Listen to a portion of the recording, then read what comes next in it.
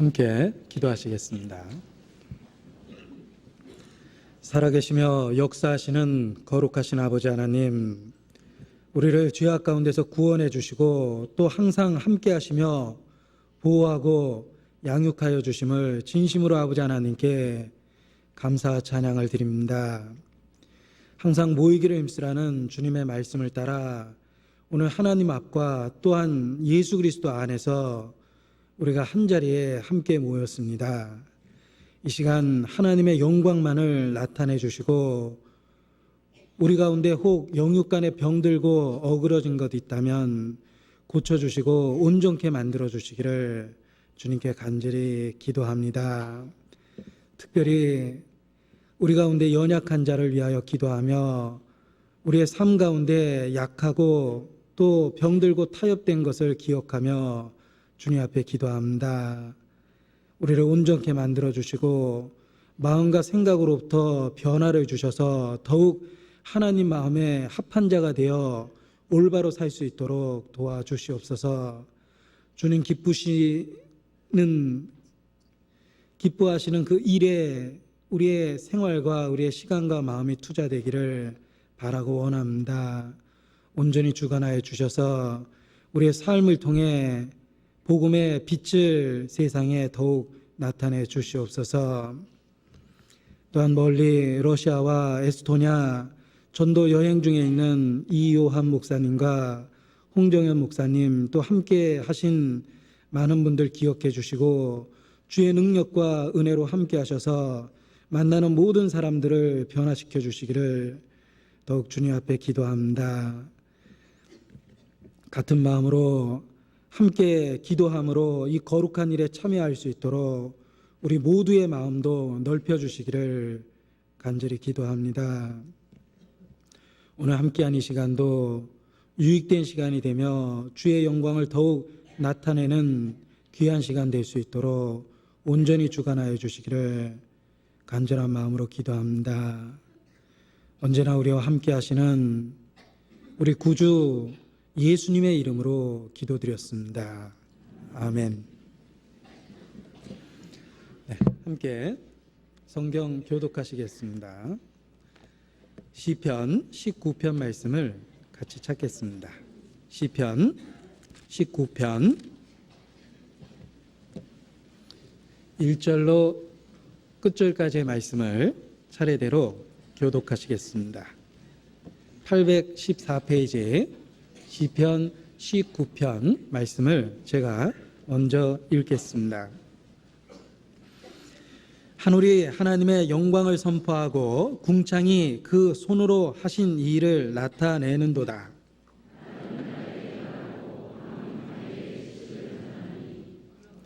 언어가 없고 들리는 소리도 없으나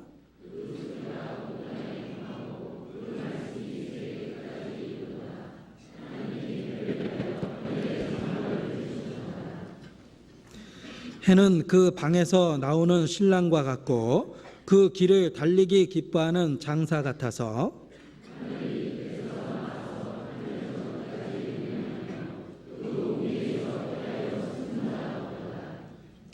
여호와의 율법은 완전하여 영혼을 소성케 하고 여호와의 증거는 확실하여 우둔한 자로 지혜롭게 하며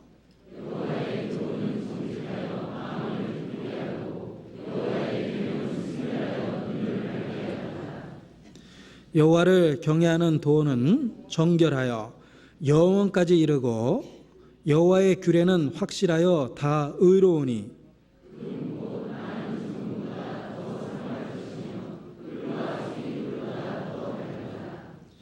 또 주의 종이 이로 경계를 받고 이를 지킴으로 상이 크니이다.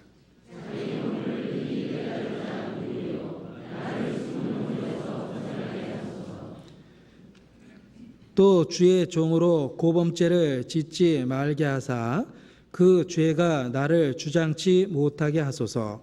그리하시면 내가 정직하여 큰 죄가에서 벗어나겠나이다.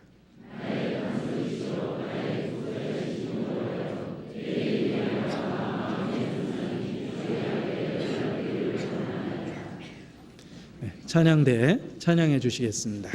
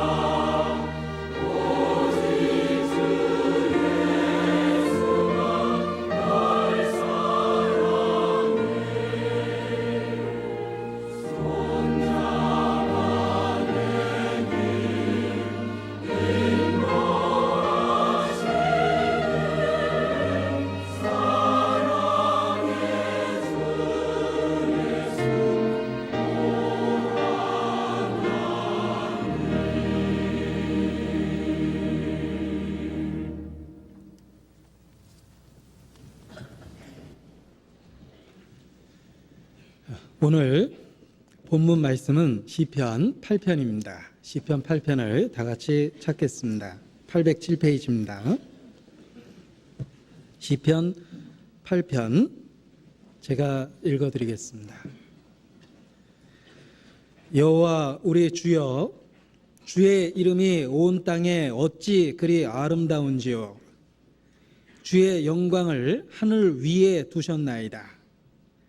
주의 대적을 인하여 어린 아이와 젖먹이의 입으로 말미암아 권능을 세우시며 이는 원수와 보수자로 잠잠케 하려 하심이니이다. 주의 손가락으로 만드신 주의 하늘과 주의 베풀어 두신 달과 별들을 내가 보오니 사람이 무엇이간데 주께서 저를 생각하시며 인자가 무엇이간데 주께서 저를 권고하시나이까.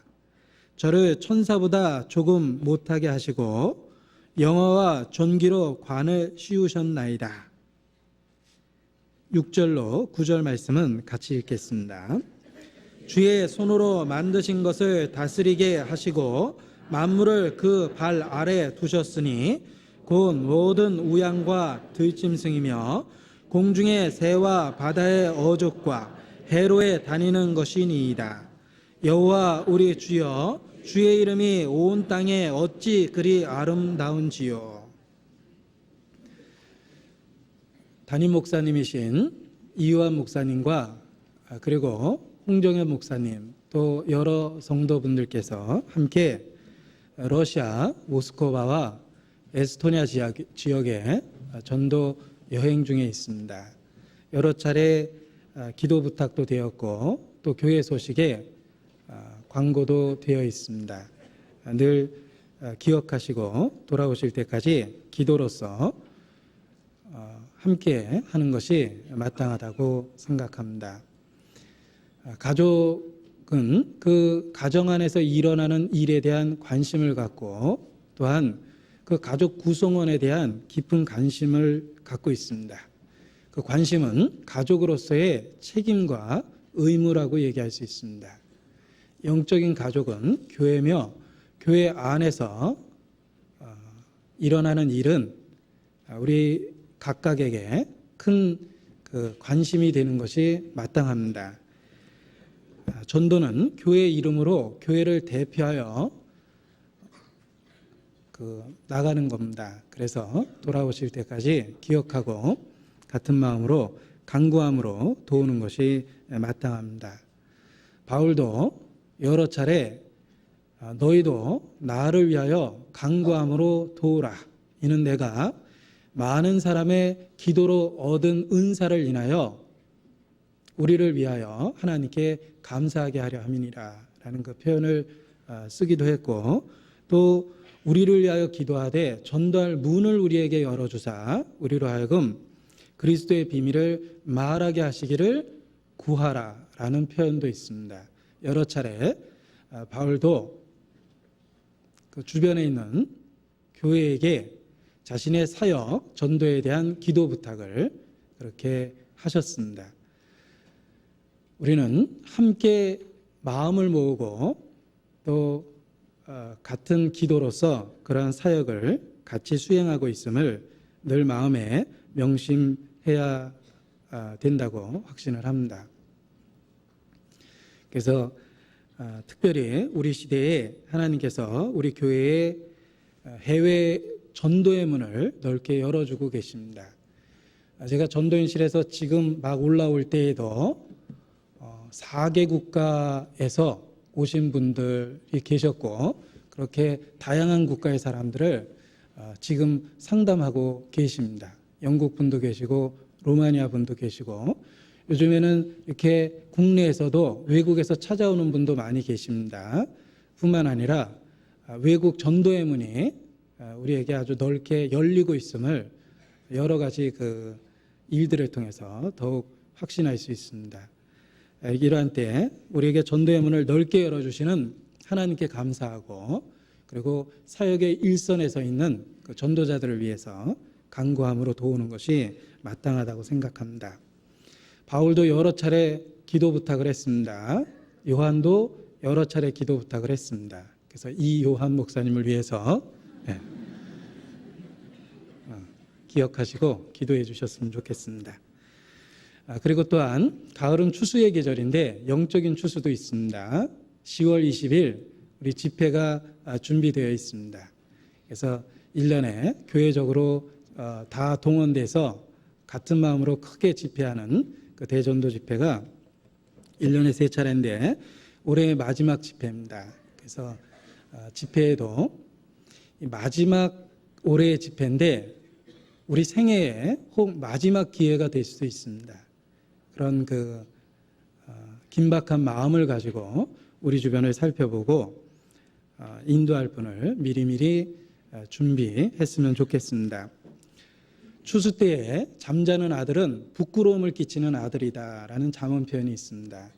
추수 때에는 온 가족이 동원돼서 어린아이조차도 일손을 도와야 됩니다. 그러한 때 무관심이라는 잠을 청한다면 그는 참으로 하나님 앞에 부끄러움을 끼치는 아들이 될 겁니다. 관심을 갖고 마지막 기회처럼 우리 주변을 잘 살펴보고 전도할 영혼을 찾아내야 되겠습니다. 우리의 어리석음은 중요한 일을 자꾸 반복할 때 그 중요성을 잊어버리는 어리석음이 있습니다. 너무도 중요한 일이지만 그 중요한 일을 반복할 때 그 중요성을 잘 깨닫지 못합니다. 전도가 그러합니다. 우리에게 일상의 일처럼 보이고 반복하는 일처럼 보입니다. 그러나 한 영혼에게 얼마나 소중한 기회임을 인식한다면 그 전도의 순간마다 그러한 기회를 다시 베풀어 주신 하나님께 감사하고 최선을 다하게 될 거라고 확신을 합니다. 그래서 우리에게 많은 기도 제목이 있는 때이기도 합니다. 집회도 예정되어 있고 해외 전도의 문도 열려 있습니다. 가족으로서, 영적 가족으로서 관심을 갖고 기도의 제목을 늘 삼았으면 좋겠습니다. 오늘은 시편 8편에 있는 말씀을 중심으로 교훈을 함께 나누어 보고자 합니다. 시편 8편은 감탄의 표현으로 시작하고 있습니다. 여호와 우리 주여라는 그 표현 자체가 감탄적인 표현입니다. 주의 이름이 온 땅에 어찌 그리 아름다운지요 라고 이렇게 감탄과 찬양을 하고 있습니다. 지극히 높으신 창조주 앞에 시편의 기자 다윗은 그 마음의 벅찬 감격으로 인해서 이와 같은 감탄적인 찬양을 드리고 있습니다. 주의 영광을 하늘에 두셨나이다 라고 안 돼 있죠. 1절 끝부분에 보면 주의 영광을 하늘에 두셨나이다가 아닙니다. 하늘 위에 두셨나이다.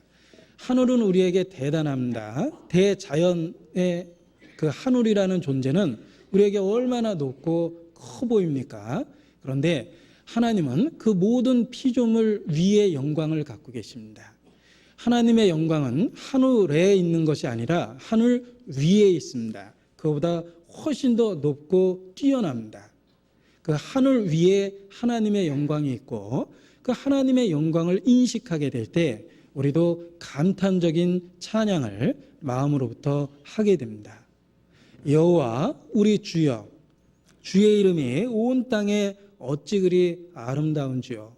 하늘 위에 있는 주의 영광을 인식하게 될 때 우리의 마음도 이와 같은 찬양으로 가득하게 됩니다. 여호와라는 말은 언약의 이름입니다. 하나님, 창조주, 전능자라는 뜻을 갖고 있습니다. 그 하나님의 기념칭호가 구약의 여호와입니다. 여호와는 스스로 있는 자 또는 만물을 존재케 하는 자라는 사전적 의미를 갖고 있습니다.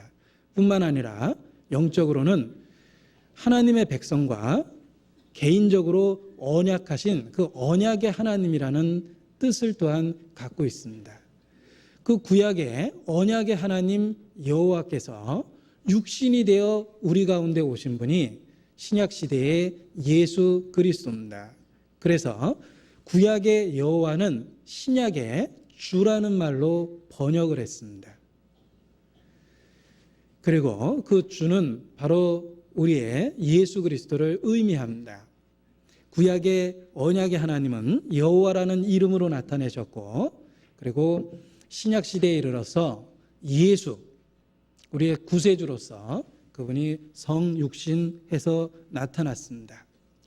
구약의 언약을 보고도 이와 같이 감탄 어린 찬양을 했다면, 우리는 구세주라는 하나님의 놀라운 언약 앞에 더 크고 더 감격에 찬 찬양을 드리는 것이 마땅하다고 이야기할 수 있습니다.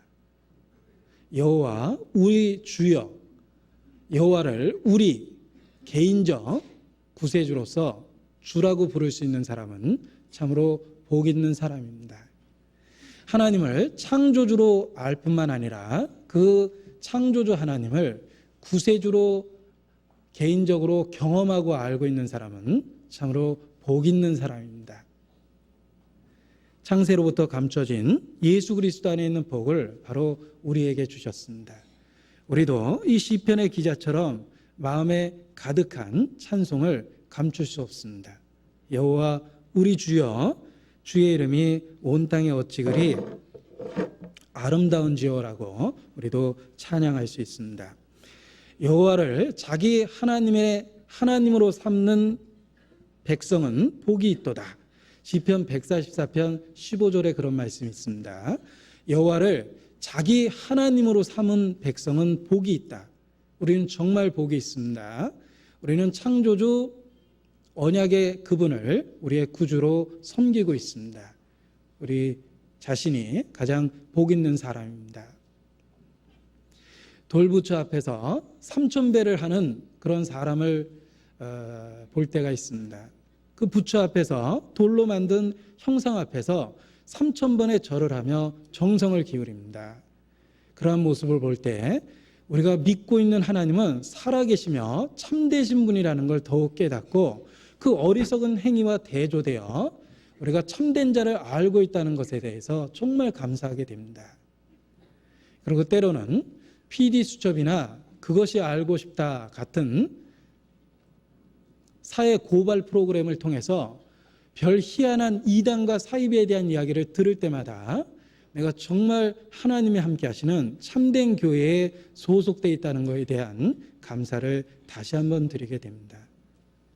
참된 것을 배척하면 그 빈자리에 거짓이 들어옵니다. 그들은 참 하나님 또한 예수 그리스도, 그를 거절했기 때문에 그 빈자리에 우상 숭배나 또는 이단적 사이비적 가르침이 들어오게 된 겁니다. 그런 잘못된 길로 가는 사람들을 보게 될 때마다 정말 내가 창조주를 개인적으로 경험적으로 알고 있고 그분을 구세주로 믿고 있다라는 신앙에 대해서 다시 한번 감사를 하게 됩니다. 우리가 아주 불행한 처지에 있는 사람을 보면서 위로를 받듯이 영적으로도 그러합니다.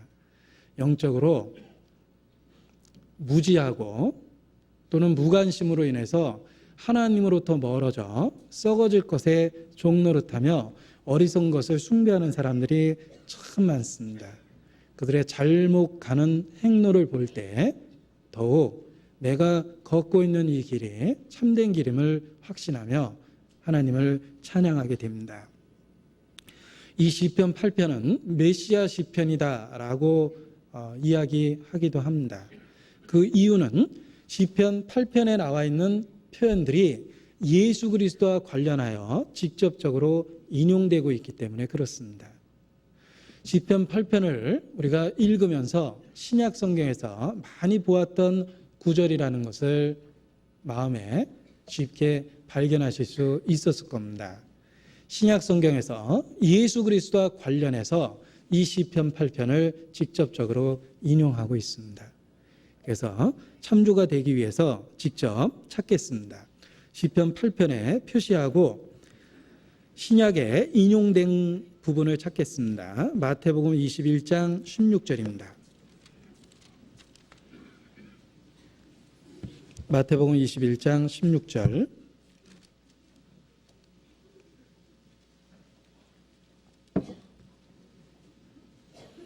예수께서 예루살렘에 입성하실 때에 어린아이들이 예수님을 열광적으로 환영했습니다. 그때 유대 종교가들이 그것을 비난하니까 예수께서 하신 말씀입니다.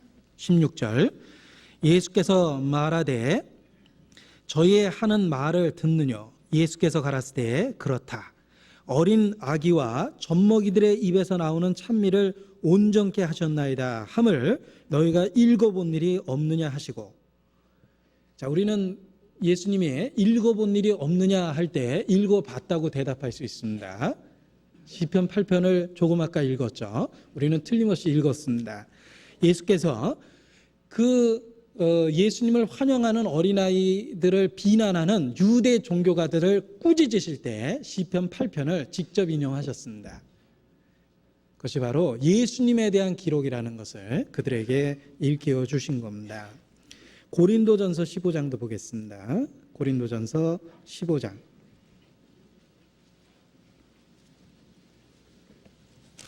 27절입니다.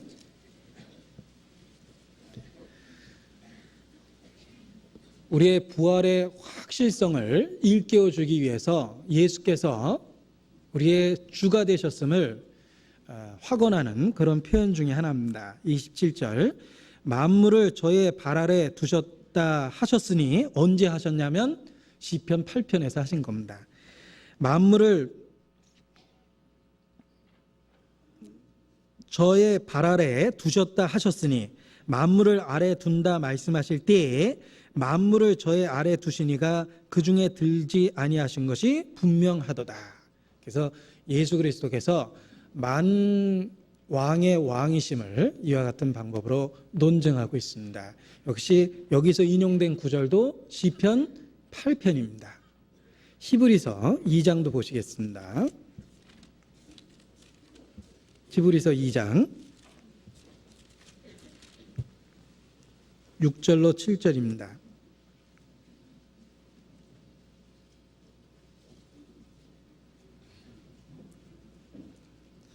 (6절로 7절) 같이 읽죠.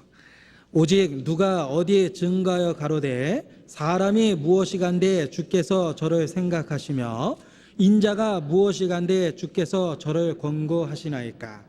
저를 잠깐 동안 천사보다 못하게 하시며 영광과 존귀로 관시우시며 만물을 그 발 아래 복종케 하셨나이다. 자, 됐습니다. 자, 6절 앞부분에 오직 누가 어디에 증거하여 가로되, 자, 이 부분에 밑줄 쫙 치고 누가 누구냐 그리고 어디가 어디냐라고 물어본다면 대답할 수 있겠습니까? 다윗이 시편 8편에 증거하여 가로됩니다. 그런데 이 히브리서 기자도 그 당시에는 장과 절의 구별이 없었습니다. 그러니까 누가 어디 증거하여 가로되 성경 어디에 있지 않느냐 그러면서 시편 8편을 인용한 겁니다. 우리는 정확하게 히브리서 기자보다 더 정확하게 이야기할 수 있습니다. 누가 다윗이 어디에 시편 8편에 이런 얘기하지 않았냐 이렇게 말할 수 있습니다. 자, 이와 같이 시편 8편은 신약 성경 곳곳에 예수 그리스도와 관련하여 직접적으로 인용되고 있습니다. 성경은 예수 그리스도에 대한 이야기입니다. 성경에 있는 수많은 사건, 인물 또한 어떤 물건에 대한 묘사들은 한마디로 예수 그리스도에 대한 직접적인 증거들입니다. 만일 성경에 익숙하다 하면서 성경에 있는 예수 그리스도를 개인적으로 믿지 않는다면 그는 아주 어리석은 사람입니다. 마치 저기를 보라라고 이렇게 가르치니까 가르치는 그 사물을 보는 게 아니라 손만 보는 사람이 있어요. 어디 그러죠. 손가락만 보면서. 손가락으로 달을 가리키면서 저 달을 보라고 그러니까 달을 보는 게 아니라 손을 보는 사람이 있습니다. 어리석음입니다. 성경은 예수 그리스도를 가리키고 있는데 그 말씀 자체에는 익숙하지만 그 말씀이 직접 지시하고 있는 예수 그리스도를 모른다면 그는 정말 어리석은 사람입니다. 제가 지역 교회를 다니다가 어떤 교회에 간판을 봤습니다. 그 교회에서 크게 간판을 붙여놨는데 예수가 답이다 이렇게 써놨습니다. 교회 간판이 예수가 답이다 이렇게 썼더라고요. 그래서 좀 그 표현이 좀 그 촌스럽지만 정말 진리다라는 생각을 했습니다. 여러분, 성경에서 무엇을 읽습니까? 예수입니다. 우리는 성경을 통해서 그 예수 그리스도께서 얼마나 소중하며 우리 개인과 얼마만한 큰 관계가 있는지를 깨닫게 됩니다. 성경을 제대로 읽었다면 예수님과 아주 밀접한 관계를 갖습니다. 그분과 나를 분리할 수 없을 정도로 그분에 대한 사랑을 갖게 됩니다. 너희가 예수를 보지 못하였으나 사랑하는도다. 이제도 보지 못하나 믿고 말할 수 없는 즐거움으로 기뻐하니 믿음의 결국 곧 영혼의 구원을 받음이라. 성경을 제대로 배웠다면 그 예수 그리스도를 정말 중심으로 사랑하게 됩니다. 사랑하지 않을 수가 없죠. 그분이 우리를 먼저 놀랍게 사랑해 주셨기 때문에 우리는 자기에게 관심을 주는 사람에게 관심을 줍니다. 우리는 자기를 사랑하는 사람을 주로 사랑하죠. 그런데 우리를 가장 놀랍게 사랑해 주신 분이 예수, 바로 그분이셨습니다. 그래서 그분과 밀접한 관계를 갖게 됩니다. 그분에 대한 살아있는 믿음을 갖게 됩니다. 성경이 그렇게 만들어줍니다. 성경은 예수 그리스도에 대한 이야기입니다. 그래서 어느 페이지 어느 곳을 읽더라도 예수 그리스도를 찾으라 라는 말이 있습니다. 성경 모든 페이지에서 예수 그리스도를 찾을 수 있습니다. 그분의 발자취를 볼 수 있고 그분의 그림자를 볼 수 있고 그분의 실체를 볼 수 있으며 그분의 뜨거운 내적인 그 사랑의 마음을 읽어낼 수 있습니다. 모든 페이지 속에서 예수 그리스도를 발견할 수 있습니다. 성경은 예수 그리스도를 증거합니다. 예수, 그분이 답입니다. 구원받기 전에도 상식적으로 많이 들었습니다. 얼마나 많은 사람들이 예수, 예수, 예수, 예수 그의 이름을 부르고 있습니까? 형식적으로나마 다녔던 그 교회 다녔던 시절에 예수라는 이름 많이 듣고 내 입에서 수없이 그분의 이름을 부르기도 했습니다.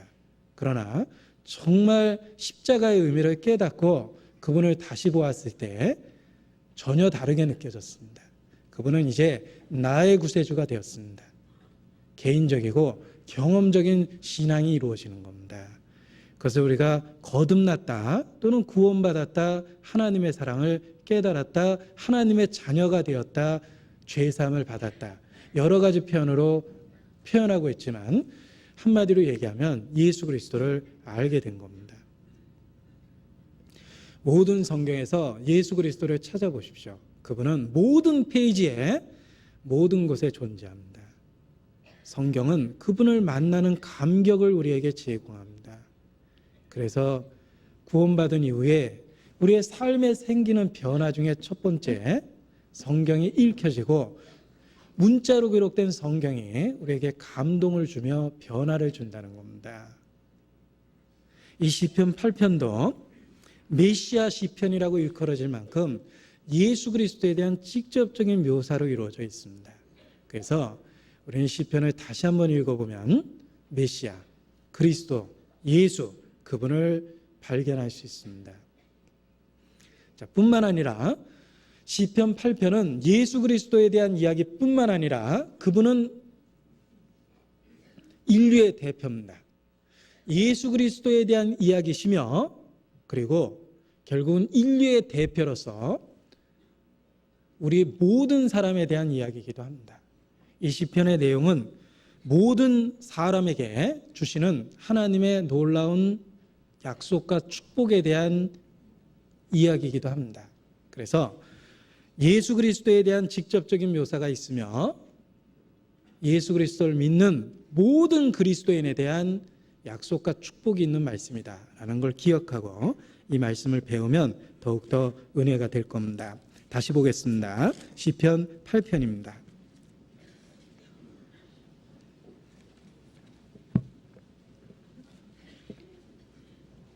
(2절) 주의 대적을 인하여 어린아이와 젖먹이의 입으로 말미암아 권능을 세우시며 이는 원수와 보수자로 잠잠케 하려 하심이니이다. 자, 어린아기와 젖먹이들의 입에서 나오는 찬미로 말미암아 권능을 세우셨다라고 말씀하십니다. 너희가 돌이켜 어린 아이들과 같이 되지 아니하면 결단코 천국에 들어가지 못하리라. 돌이켜 어린아이와 같이 되라라고 말씀하셨습니다. 그 어린아이의 모습은 진리에 대한 우리의 자세를 그렇게 비유해서 설명한 겁니다. 어떤 분은 어린아이의 잘못된 걸 생각해냅니다. 어린아이는 고집이 세고 지 마음대로 하고 말도 안 듣고 뭐 그런 게 어린아이라고 생각하죠. 그러나 여기서 묘사하고 있는 어린아이는 진리에 대한 우리의 태도를 나타내 주는데, 그런 부정적인 면이 아니라 어린아이는 순전하며 순수하며 그리고 부모에 대한 온전한 의지를 합니다. 그리고 아이는 겸손하죠. 그런 아이의 모습이 진리에 대한 우리의 태도를 가르쳐 주는 겁니다. 그래서 돌이켜 어린아이와 같이 되라 라고 말씀하십니다. 너희가 무엇을 아는 줄로 생각하면 아직도 마땅히 알 것을 알지 못하느니라. 성경은 그렇게 우리에게 일깨워주고 있습니다. 그래서 내가 지혜로운 자거든 그 사사로운 지혜를 버리라. 그리하면 지혜를 얻으리라 라는 역설적인 말씀을 우리에게 해주고 있습니다. 우리는 진리에 대해서 순전하고 순수하며 온전한 의지를 해야 됩니다. 나의 경험으로 이해가 되지 않는 것도 있고 나의 이성으로 분석되지 않는 것도 있습니다. 그러나 하나님이 말씀하시면 그건 사실입니다. 내가 이해를 못하고 내가 수준이 안 돼서 이해가 안 되는 거지 하나님의 말씀이 거짓일 수 없는 겁니다. 우리의 경험과 이성과 지식으로 혹 이해가 안 된다 하더라도 우리는 그분의 말씀이기 때문에 믿을 필요가 있습니다. 그것이 진리에 대한 어린아이의 모습입니다. 순전하고 순수하며 온전한 의지를 갖고 있는 겁니다. 우리 아이가 어렸을 때 아주 복잡한 터미널로 지나갔던 적이 있습니다. 그 아이가 이렇게 아장아장 걷고 걸어 다녔는데 그 터미널의 소란스러운 소리를 듣고 큰 자동차가 왔다 갔다 불빛을 내뿜으면서 그 왔다 갔다 하는 모습을 보고 이 아이가 두려움에 떨기 시작했습니다. 그리고 대번에 아빠인 저에게 달려들어서 제 품에 꼭 안겼습니다. 제가 그래서 그 터미널을 지나오면서 아이를 꼭 안고 왔는데 그 아이가 차 소리가 부릉하고 날 때마다 아주 더 가슴 깊숙이 이렇게 안기는 모습을 보면서 무거웠지만 얼마나 마음에 흐뭇했는지 모릅니다. 내가 이 아이의 보호자라는 것에 대해서 얼마나 마음에 흐뭇했는지 모릅니다. 내가 존재하는 의미의 또 하나를 준 거죠.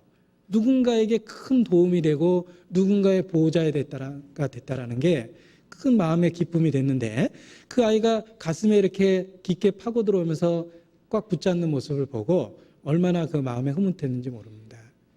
마찬가지입니다.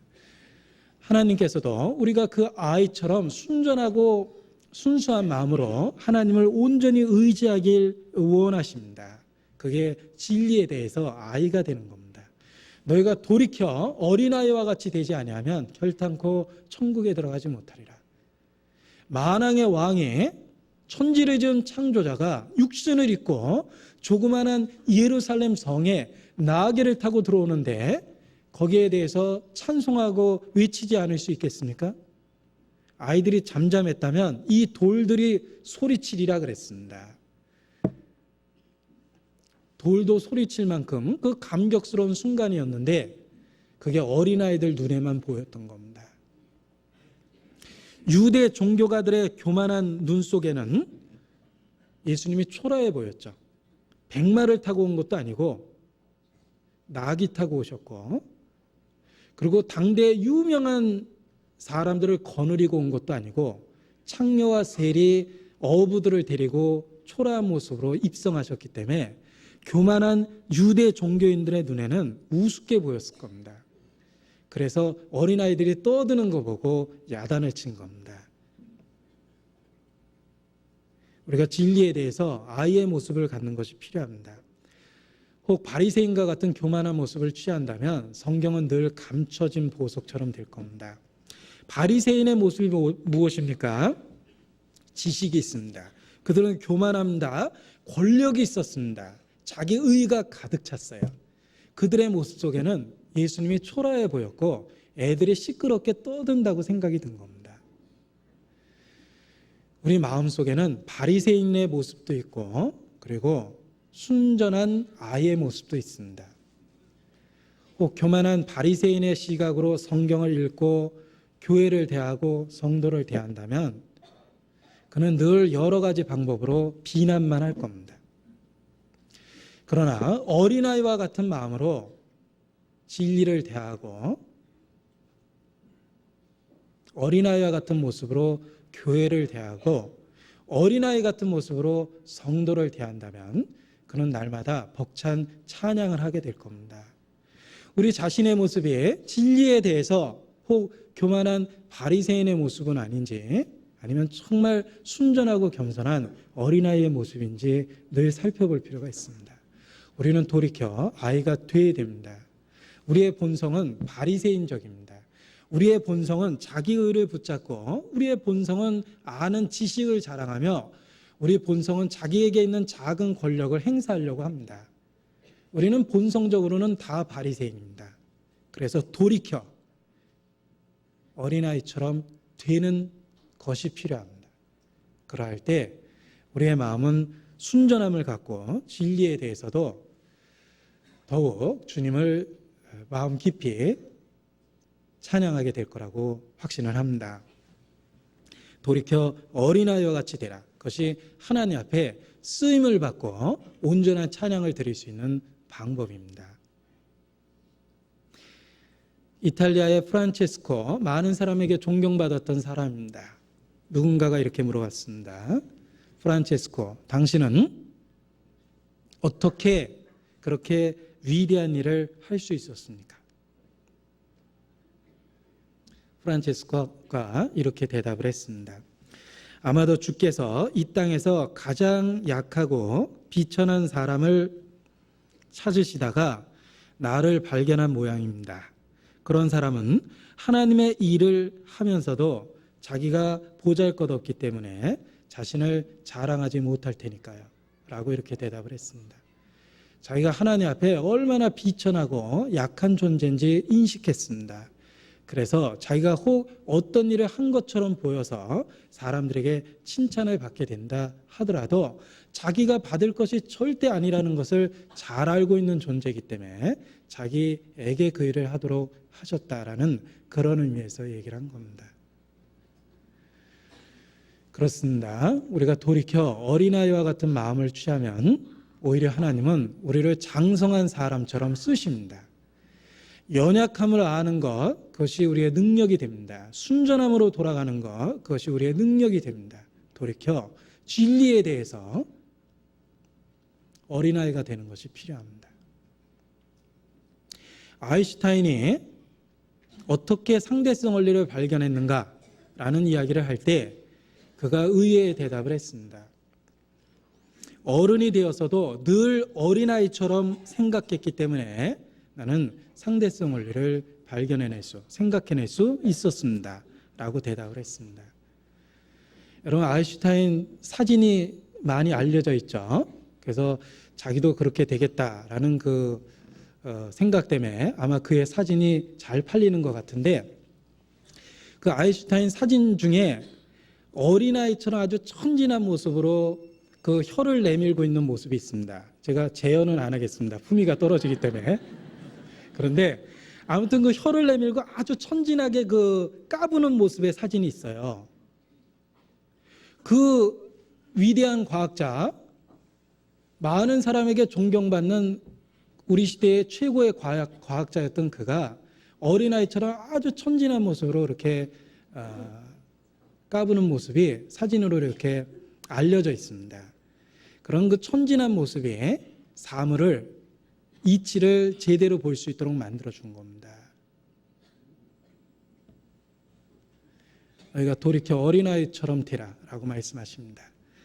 예수께서 이런 말씀을 하셨습니다. 아버지여, 천지의 주제이신 아버지여, 이것을 지혜롭고 슬기로운 자들에게 숨기시고 어린아이들에게 나타내심을 감사하나이다. 옳소이다. 이것이 아버지 뜻이니이다.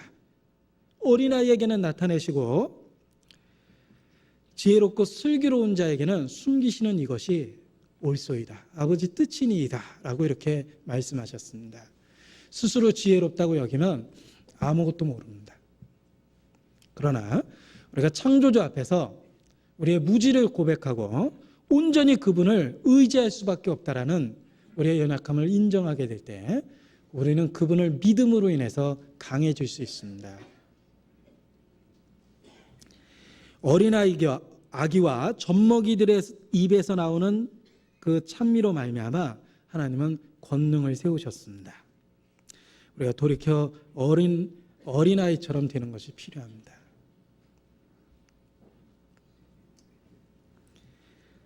8편 시편 8편 3절 말씀도 보겠습니다. 시편 8편 3절입니다. 주의 손가락으로 만드신 주의 하늘과 주의 베풀어 두신 달과 별들을 내가 보오니. 자, 우리도 하늘도 보고 달도 보고 별도 봤습니다. 우리는 보고 아무 생각도 없는데 이 시편의 다윗은 똑같은 하늘을 보고 똑같은 달과 별을 봤지만 그것을 보면서 하나님을 기억했고 진리를 생각을 했습니다.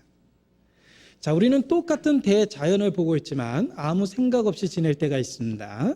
그러나 하나님께 가장 가까이 갔던 다윗, 하나님 마음에 합한 자였던 다윗은 그 대자연을 통해서 하나님의 음성을 들을 수 있었습니다. 하나님을 알 수 있는 책은 두 권이라고 이야기합니다. 하나는 성경이며 또 하나는 대자연이라고 이야기합니다. 성경은 글이 쓰여져 있는 하나님의 말씀입니다. 글 없는 책이 있습니다. 자연입니다. 자연은 하나님의 글 없는 책이다라는 그 청교도 표현이 있습니다. 우리가 성경에서만 하나님 말씀을 듣는 게 아니에요. 하나님은 천지에 충만하시기 때문에 꽃 한 송이, 풀 한 폭이, 나르는 새 한 마리 속에서도 우리는 설교를 들을 수 있습니다. 범사의 그분을 인정하라. 그리하면 내 길을 지도하시리라. 우리가 보고 있는 모든 것은 하나님의 창조의 결과입니다. 그걸 묵상, 하나님을 시인하는 가운데 다시 한번 보게 되면 우리는 그 자연 앞에서 하나님의 능력과 임재를 깨달을 수 있습니다. 시편의 기자는 하늘을 보고 해와 달을 보면서 놀라운 진리를 받을 수가 있었습니다. 우리도 열린 마음으로 모든 자연 속에서 하나님의 손길을 인정할 때 우리는 자연에서 주는 메시지, 설교를 들을 수가 있습니다. 그래서 그리스도인은 보고 듣는 모든 것에서 감동을 받을 수 있습니다. 평범하게 봤던 산, 평범하게 봤던 들과 꽃, 그 모든 자연에서 하나님의 말씀을 들을 수가 있습니다. 모처럼 동해바다에 넓은 바다를 보았습니다. 설악산에 아름다운 전경을 보았습니다. 무슨 생각을 하십니까? 창조주를 기억해야 됩니다. 어떤 분은 남들이 가기 어려운 곳에 갔다 왔다라고 이야기를 해서 우리에게 상당한 부러움을 줍니다. 예를 들면 나이아가라에 갔었다. 그거 대단하더라. 그랜드 캐년 정말 웅장하더라. 또 알프스산에 가보니까 정말 그림 같더라. 그런 이야기 들을 때마다 우리 마음에 부러움이 생깁니다. 그런데 그런 그 가기 어려운 장소에 가서 아무 생각 없이 있다가 오면 남는 거 하나도 없습니다. 동네 뒷산에 올라갔다 하더라도 뒷산에서 하나님을 보고 오면 그게 정말 가장 남는 겁니다. 자연 속에서 하나님을 발견하고 하나님의 설교를 듣는 마음이 필요합니다. 그래서 알프스산에는 못 가봤지만 동네 뒷산에서 그 구석구석에 나타나 있는 하나님의 솜씨를 보고 하나님의 능력을 깨닫고 하나님의 임재를 다시 생각해 보는 것도 필요합니다. 소경은 존재하는 걸 보지 못합니다. 영적 소경은 분명히 존재하는 자연 속에 나타난 하나님의 신성과 능력을 전혀 인식하지 못합니다. 그들은 창조주라는 말 대신에 저절로라는 말을 사용하고 있습니다. 많이 배운 바보가 얼마나 많습니까? 우리는 영적 소경이 아닙니다. 우리는 눈이 열려 있습니다. 하나님이 만든 모든 대자연, 피조물을 보면서 우리는 하나님의 설교를 들을 수 있어야 됩니다. 어릴 적에 불렀던 동요, 마음이 답답할 때 동산에 올라 푸른 하늘 바라보자 구름을 보자, 뭐 이런 그 동요가 있었습니다. 근데 그 가사 보니까 저 산 너머 하늘 아래 그 누가 사나, 모든 자연 그 피조물 뒤에 창조주가 계십니다. 마음이 답답할 때 동산에 올라 푸른 하늘을 바라보자, 저 산을 보자, 그리고 창조주를 기억해 보십시오. 갑자기 그 동요가 찬송가처럼 느껴질 겁니다. 그래서 자연을 통해서도 설교를 들어야 되겠다. 이 시편의 기자는 정말 하나님에 대한 마음이 가득했기 때문에 하늘을 봐도 하나님 생각이 났고 달과 별을 보니까 하나님 생각이 난 겁니다.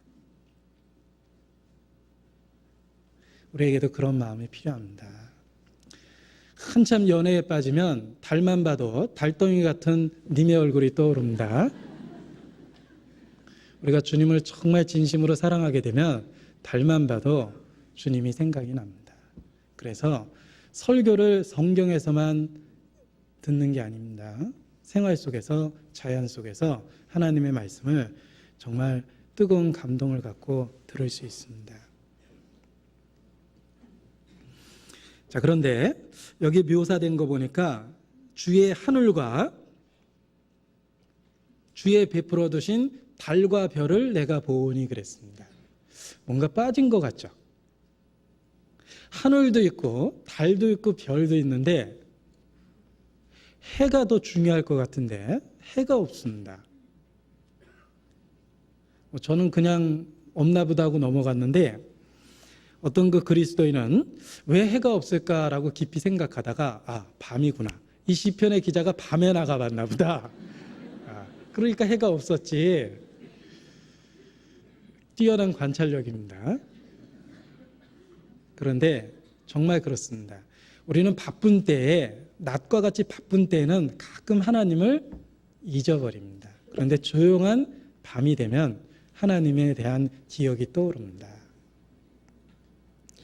그리고 우리 인생의 밤이 되었을 때, 고난의 시기에 정말 고통스럽고 힘들고 어렵고 살 소망이 끊어질 때 우리 삶의 밤이 된 겁니다. 인생은 형통한 날도 있고 공고한 날도 있습니다. 그 공고한 날 밤에 더욱 하나님 생각이 납니다. 그래서 이 시편의 기자도 정말 고난의 시기에 더 하나님을 느낄 수 있었구나라는 걸 알 수 있습니다. 우리도 고난의 시기에 더욱 하나님을 깊이 생각하게 됩니다. 그리고 우리는 그 자연 앞에서 정말 하나님의 위대함을 더욱 깨닫게 됩니다. 천지를 지은 창조주, 이 대자연은 경이롭습니다. 우리를 감탄시키기에 충분한 아름다움이 있습니다. 측량 못할 어마어마한 놀라운 세계입니다. 이 자연을 바라보면서 우리는 그 자연 위에 존재하시는 하나님의 위대함을 보고 더욱 감탄할 수 있습니다. 느헤미야 9장입니다.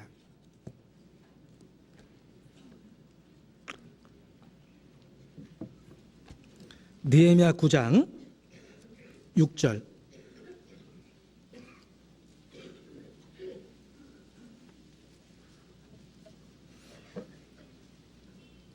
(739페이지) 느헤미야 9장 6절입니다.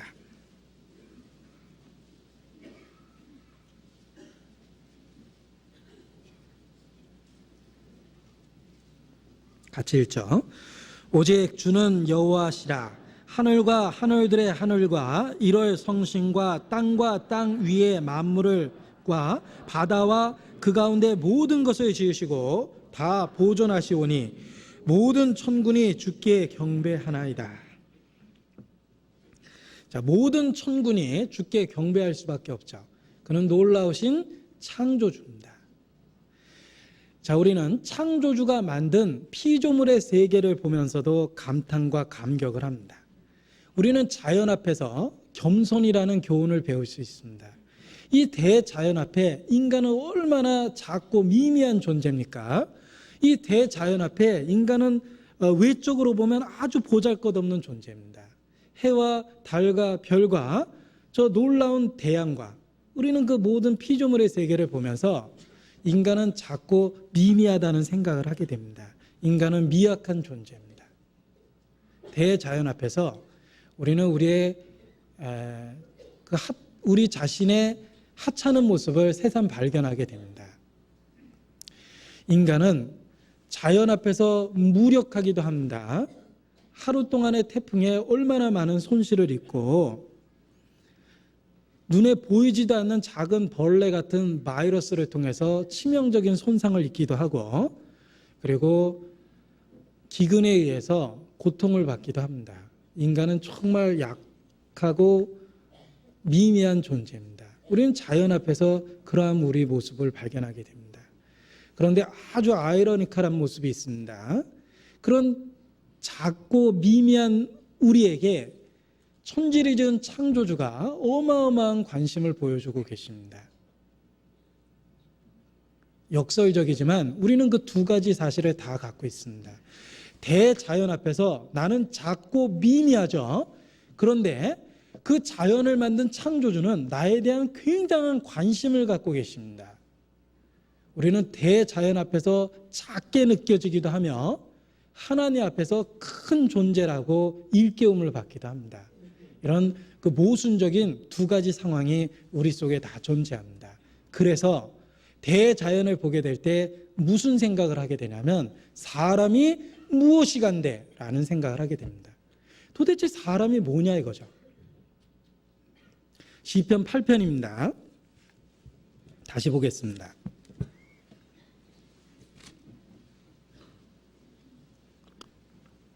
4절 사람이 무엇이간데 주께서 저를 생각하시며 인자가 무엇이간데 주께서 저를 권고하시나이까.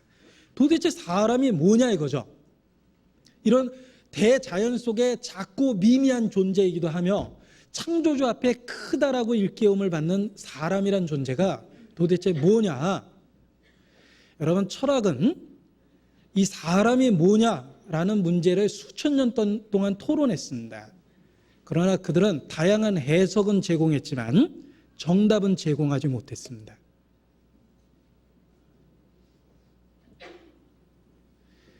오직 성경에만 사람이 무엇이간데 라는 의문에 대한 정확한 답을 제시해주고 있습니다.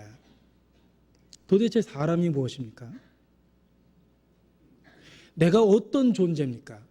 어떤 가치를 갖고 있고 어떤 목적을 갖고 있습니까? 내가 무엇 때문에 이 세상에 왔고 이렇게 살아가고 있으며 어떻게 될 겁니까? 이 사람이 무엇이간데 라는 그 답은 하나님만이 줄 수 있는 답입니다.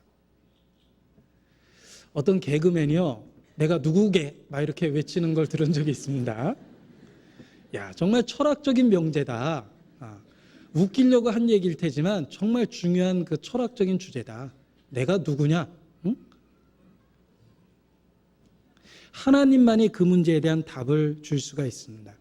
우리의 존재 가치는 스스로 정하는 것이 아니라 창조주인 하나님만이 정하십니다. 따라서 창조주의 관점에서 나를 무엇이라고 이야기하는지 알아야지만 나의 가치를 깨닫고 존재의 목적을 깨닫게 됩니다. 하나님의 관점에서 자기를 보는 것이 필요합니다.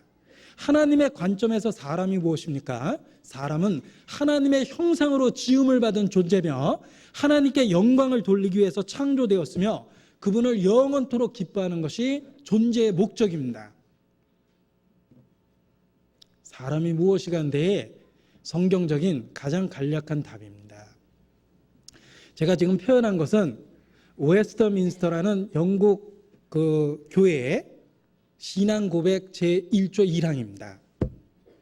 사람이 뭐냐라는 라는 문제를 그들은 그렇게 정의했습니다. 인간의 제일 가는 목적은 하나님께 영광을 돌리는 것이다. To glorify God. 하나님께 영광을 돌리는 것이며, 그리고 to enjoy himself forever. 그를 영원토록 하나님 자신을 영원토록 기뻐하고 즐거워하는 것. 그것이 인간의 제일 가는 목적이다. 이렇게 정의합니다. 아주 간략한 정의지만 많은 그리스도인들이 성경을 숙고한 가운데 생각해낸 정의입니다. 그렇습니다. 사람의 존재 가치와 목적이 무엇입니까? 사람은 하나님께 영광을 돌리고 하나님을 영원토록 기뻐하고 즐거워하도록 지음을 받은 존재입니다.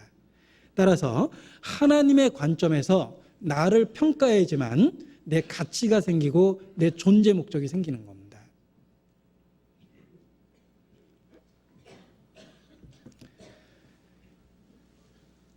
하나님의 관점에서 가치 평가를 받는 것이 정말로 중요합니다. 그러할 때 우리의 진정한 가치가 생깁니다. 채석장의 수많은 돌들보다 주먹만한 다이아몬드 하나가 훨씬 더 귀합니다. 이 대자연을 채석장이라고 한다면 우리는 그 가운데 던져져 있는 다이아몬드입니다. 하나님 보기에 그렇습니다. 인간은 존재는 작지만 우주에 비하면 작고 미미한 존재지만 그 가치에 있어서는 하나님의 형상이기 때문에 우리는 다이아몬드처럼 존귀한 존재입니다. 그 자신의 가치를 깨닫는 순간이 하나님의 관점에서 자기를 볼 때입니다. 자기 자신에 대한 정확한 평가를 하고 있어야 됩니다. 땅에 있는 성도는 존귀한 자니 나의 모든 즐거움이 저희에게 있도다. 시편 16편 3절 말씀입니다. 땅에 있는 자는 존귀한 자다. 하나님 보시기에 인간이 그렇다라고 말씀하십니다. 인간은 하나님에 의해서 존귀라는 가치를 받은 존재입니다. 이사야서 49장입니다. 이사야서 49장 5절입니다.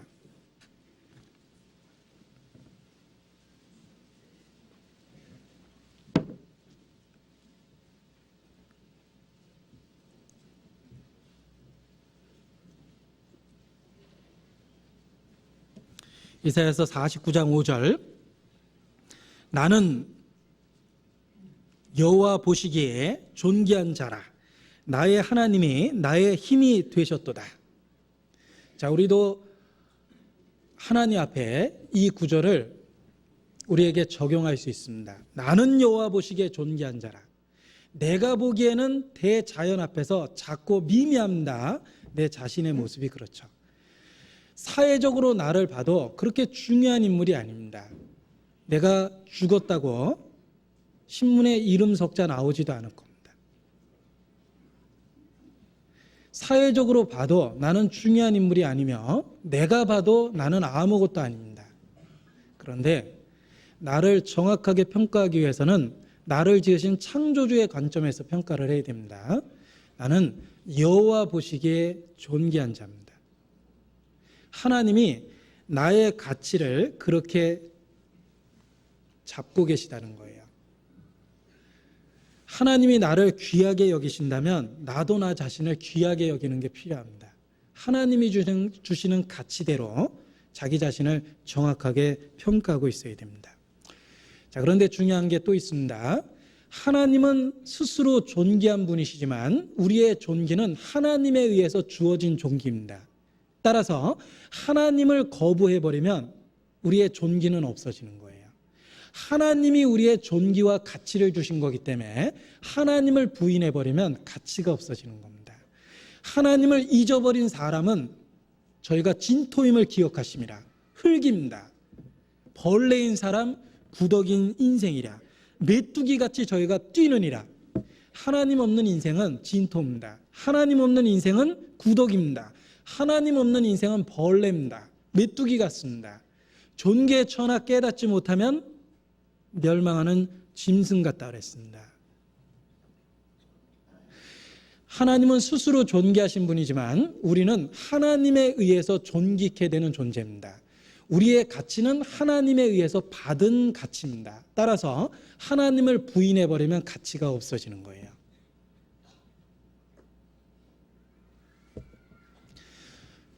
여자는 누구와 결혼하느냐에 따라서 신분의 차이를 갖게 됩니다. 사기꾼과 결혼하면 그 사기당한 사람들한테 맨날 들볶음 당해야 돼요. 사기꾼 마누라라고 와가지고 맨날 그 사기당한 사람이 집에 와서 머리채 잡고 막 그럽니다. 그런데 대통령하고 부인하면 결혼하면 영부인이 되고요. 평범한 유치원 교사지만 찰스 황태자하고 결혼하니까 영국의 황태자 비가 되는 거예요. 여자는 누구하고 결혼하느냐에 따라서 신분이 달라집니다.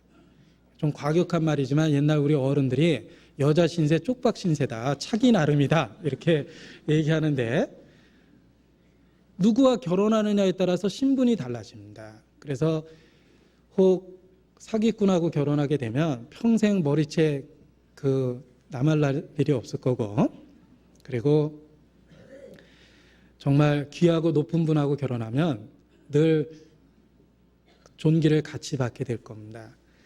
자, 마찬가지로 우리는 하나님에 의해서 주어지는 가치나 존귀를 갖고 있다는 걸 기억할 필요가 있어요.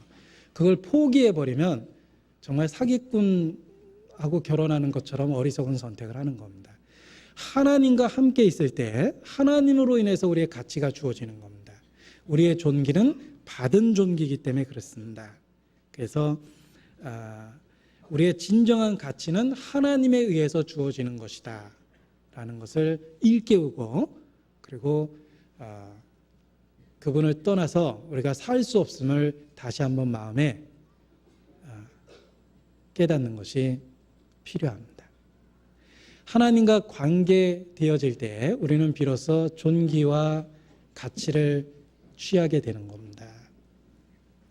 자, 성경은 하나님의 관점에서 인간을 존귀하다고 이야기합니다. 도대체 왜 존귀한지 생각을 해보겠습니다. 사람이 왜 존귀한가? 우리의 가치가 왜 하나님 앞에 그렇게 크고 높을 수밖에 없는가? 라는 이야기를 함께 몇 가지 생각해 보고자 합니다. 우리 모두 다 하나님 앞에 가치 있는 존재입니다. 아주 귀한 존재입니다. 그것을 일깨워 보고자 합니다. 왜 사람이 존귀한 존재냐면, 첫 번째, 사람은 오랫동안 준비되고 계획된 세계에서 태어났기 때문에 그렇습니다. 인간은 그저 목적 없이 태어난 존재가 아닙니다. 하나님에 의해서 계획되고 준비된 세계에서 목적을 가지고 지음을 받았다라는 겁니다. 우연히 존재하게 된 게 아닙니다. 여러분, 철학자는 인간을 뭐라고 얘기합니까? 태어나 버린 인생이라고 얘기해요. 철학은 하나님의 존재를 부인했기 때문에 인생을 태어나 버린 인생이라고 얘기해요. 태어나 버린 거예요.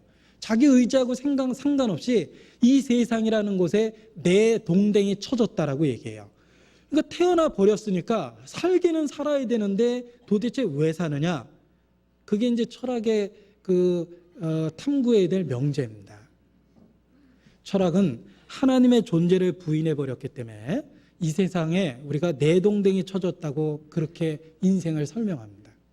태어나 버린 인생, 어차피 태어난 거 살자, 뭐 이런 식의 논리를 펴니다.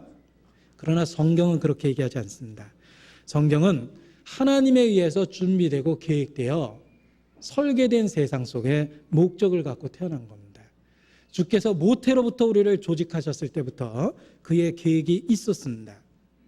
인간은 하나님의 형상으로 지음을 받은 가장 놀라운 존재며 최고의 가치를 갖고 있습니다. 우리 자동차를 살 때 또는 컴퓨터를 살 때 풀 옵션으로 최고 사양으로 사게 될 때 좋은 자동차를 사게 되죠. 풀 옵션으로 최고 사양으로 사게 될 때 인간은 하나님의 피조물 중에 풀 옵션이에요. 아세요? 최고 사양입니다. 그래서 천사도 부러워합니다. 인간은 최고 기종이거든요. 잘 실감이 안 나는 표현인데 아무튼 자동차를 바꿔보거나 컴퓨터를 바꿔보면 풀 옵션이라는 게 얼마나 중요한지 알게 될 겁니다. 그런데 인간은 바로 풀 옵션이라는 거예요. 하나님의 형상으로 지음을 받은 풀 옵션이며 최고 사양입니다. 하나님에 의해서 준비되고 설계된 존재입니다. 그저 이 세상에 태어나 버린 게 아니에요. 제가 하나님을 알기 전에는요, 이런 노래 불렀습니다. 바람이 휘몰아치던 그 어느 날 밤 그 어느 날 밤에 떨어진 낙엽처럼 나는 태어났다네. 어머니 왜 나를 낳으셨나요? 이런 그 노래가 있거든요. 그 가사가 그렇게 마음에 들었어요. 그런데 지금은 불러보려고 해도 잘 안 불러져요. 가사가 나와 아무 상관이 없어요. 왜냐하면 내가 얼마나 가치 있고 의미 있는 존재이며 설계된 존재라는 걸 알았기 때문에 그렇습니다. 우리는 그저 우연히 존재하게 된 것이 아니라 하나님에 의해서 계획되고 준비되고 목적을 가지고 이 세상에 태어난 존재입니다. 뿐만 아니라 우리가 왜 존귀하냐면 하나님의 형상으로 지음을 받았기 때문에 그렇습니다. 창세기 1장입니다.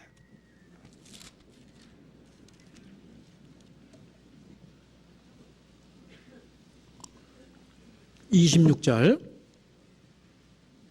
창세기 1장 26절.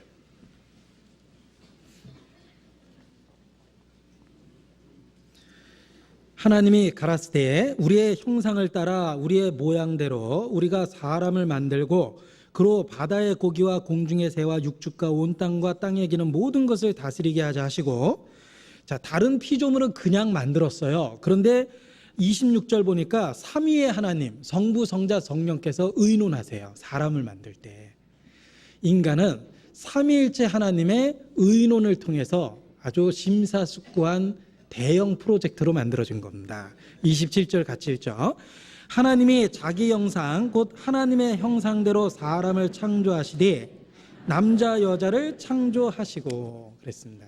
인간은 하나님의 형상으로 지음을 받는 특별한 존재며 인간이 지음을 받았던 날 하나님 보시기에 심히 좋았더라라고 기록되어 있습니다.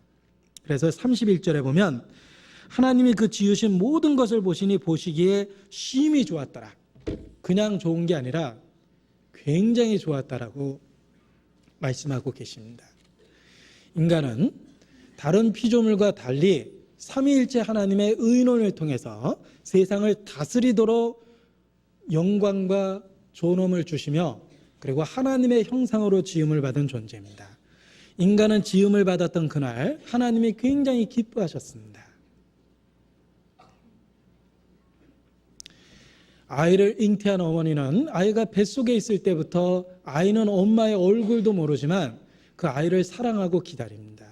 뱃속에 있는 아이를 보호하기 위해서 조심조심하고 뱃속에서부터 아이를 사랑합니다. 그래서 끔찍한 뉴스 안 보려고 그러고 좋지 않은 거 안 들으려고 노력하면서 아이를 낳습니다. 하나님은 우리를 만드실 때 그러한 과정을 통해서 우리를 만드셨고 자기의 형상으로 만드셨으며 사람 만드신 날 그렇게 기뻐하시고 즐거워하셨습니다. 인간은 하나님에게 기쁨을 드리는 존재며 인간은 하나님의 형상으로 지음을 받은 존재입니다. 그래서 인간은 존귀한 존재입니다. 최근 미국 한 잡지에서 사람의 육체가 얼마일까라고 이렇게 계산했던 기사를 봤던 적이 있습니다. 만약 할 수만 있다면 우리 신체를 다 띄어서 분해해서 팔 수 있다면 골수도 팔고 유전인자도 팔고 여자는 평생 난자를 팔고 남자는 정자를 팔고 이래가지고 눈도 팔고 하여튼 우리 몸을 다 뜯어서 평생 판다면 미국 물가로 540억이래요. 별로 안 놀라시네요. 요새는 하도 큰 돈을 많이 들어서 다 큰 손이 돼서 푼돈이라고 생각하시는지 모르겠지만 저는 그 어마어마한 숫자 앞에서 정말 놀랐습니다. 내가 540억 원짜리 집에 살고 있다는 걸 그날 알았어요. 여러분 아파트 얼마짜리입니까? 이게 540억짜리래요. 집이 540억이면 이 안에 살고 있는 사람은 얼마나 비싼 겁니까? 옛날에 600만 불의 사나이 그래가지고 비싼 놈이라고 그랬는데요. 야, 난 그거 될 것도 아닙니다. 540억이래요. 하나님은 그와 같은 육체의 가치도 어마어마하게 주셨습니다. 하물며 이 안에 있는 영혼은 말할 것도 없다라는 거예요. 한 귀신 들린 사람, 거라사에 귀신 들린 사람을 온전케 해주기 위해서 귀신을 내어 쫓았는데 그 귀신이 돼지 2,000마리에게 들어가서 돼지 2,000마리가 몰사했습니다. 여러분, 돼지 한 마리에 40만 원이라고 생각해보고 2,000을 곱해보세요. 저는 세 자리 이상은 잘 계산이 안 됩니다. 그런데 아무튼 큰 돈이라는 건 금방 알겠어요. 그 사람을 온전케 만드는 비용이, 대가 비용이 돼지 2,000마리를 기꺼이 물에 빠뜨려 죽일 만큼 그 사람을 온전케 만드는데 그러한 비용이 희생됐던 겁니다. 하물며 한 사람의 영혼은 어떠합니까? 우리 자신이 굉장히 가치 있고 귀하다라는 걸 알아야 돼요. 자기를 짐승 취급하면 안 됩니다. 인간은 짐승하고 다른 거예요. 보십시오. 창세기 2장 19절 짐승하고 구별되어 있습니다. 2장 19절입니다.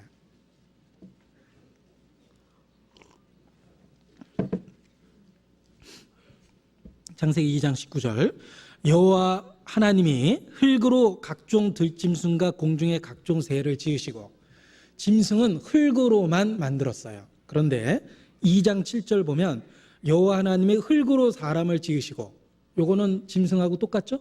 그런데 또 하나의 특별 공정이 있었어요. 생기를 그 코에 불어넣으시니 사람이 생명이 된지라 그랬습니다. 짐승은 흙으로만 만들었지만 인간은 하나님의 직접적인 생기로 지음을 받았습니다. 우리는 하나님의 형상입니다. 우리 자신이 얼마나 가치 있고 귀한 존재라는 걸 인식하고 살아야 됩니다. 하나님의 형상으로 지음을 받았고 하나님의 사랑을 받기 위해서 지음을 받았습니다. 요즘에 많이 부르는 복음성가 중에 당신은 사랑받기 위해 태어난 사람, 당신의 삶 속에서 그 사랑 받고 있지요. 지금도 그 사랑 받고 있죠. 라는 이런 그 복음성가 가사가 있습니다. 그 가사를 다 기억할 수는 없지만 당신은 사랑받기 위해 태어난 사람. 그건 아주 정확한 표현입니다. 우리는 하나님의 사랑의 하나님의 형상으로 지음을 받았고 하나님의 사랑의 대상으로 지음을 받은 겁니다. 우리 자신의 가치를 새삼 새롭게 더욱 인식할 수 있습니다. 자, 뿐만 아니라 객관적으로 어떤 물건의 가치는 지불한 비용을 통해 계산해냅니다. 예를 들면 이 시계가 7만 원 주고 샀으면 이거 7만 원짜리예요. 넥타이 이거 3만 원 주고 샀다면 이거 3만 원짜리고요. 이 와이셔츠 5만 원 주고 샀다면 5만 원짜리입니다. 지불한 대가는 가치를 나타냅니다. 그러면 하나님이 인간을 얼마 주고 사셨을까? 성경에 얼마 주고 샀는지 견적이 나옵니다. 사도행전 20장 28절입니다. 견적서를 보겠습니다. 사도행전 20장 28절.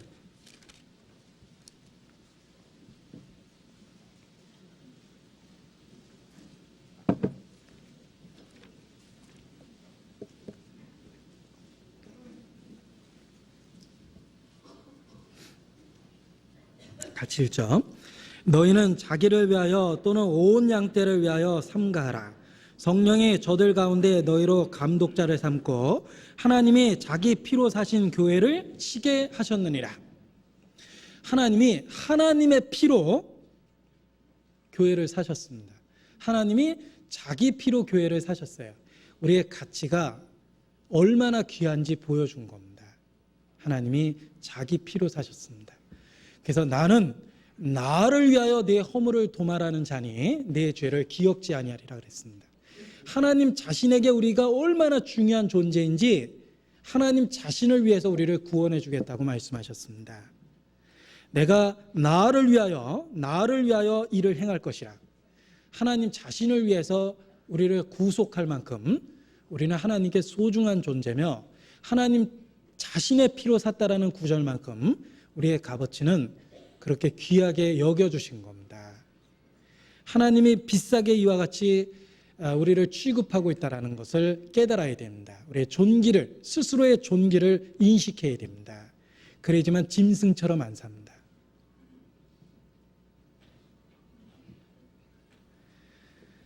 하나님은 자기 형상으로 우리를 지었고 자기의 피로 우리를 구속하셨습니다. 하나님 자기 자신만큼 우리를 사랑한다고 십자가를 통해서 우리가 알아들을 수 있도록 설명하셨습니다. 그래서 백성을 위하는 주의 열성을 보면 너희가 부끄러워할 것이라. 여호와여 주의 손이 높이 들릴지라도 그들이 보지 아니하였나이다. 그러나 백성을 위하시는 주의 열성을 보면 저희가 부끄러워할 것이니이다. 우리가 하나님의 사랑을 제대로 우리에게 주신 만큼 깨닫는다면 우리의 가치를 더욱더 깨닫게 될 겁니다. 내가 그분에게 그렇게 소중한 존재라는 것 더욱 깨닫게 될 겁니다. 내가 어찌 너를 놓겠느냐? 내가 어찌 너를 버리겠느냐? 내가 어찌 아드마같이 놓겠으며 어찌 너를 스보임같이 두겠느냐? 내 마음이 내 속에서 돌아서 나의 긍휼이 온전히 부릴 듯하도다.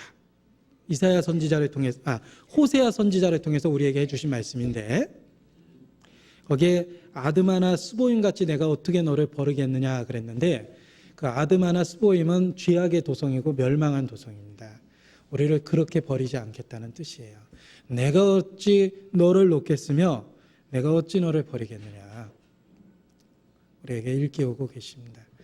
우리의 값어치가 그 지불한 대가로 인해서 드러나는데 우리는 하나님의 형상이며 그분의 피를 통해서 구속할 만큼 그렇게 가치 있는 존재라는 걸 분명하게 인식해야 됩니다. 그리고 우리가 존귀한 이유가 또 있습니다. 그 존귀한 이유는 우리는 매우 특별하기 때문에 그렇습니다. 우리 각자는 하나님 앞에 아주 특별한 존재입니다. 이 세상에 나 같은 사람은 아무도 없습니다. 나는 오직 나일 뿐입니다.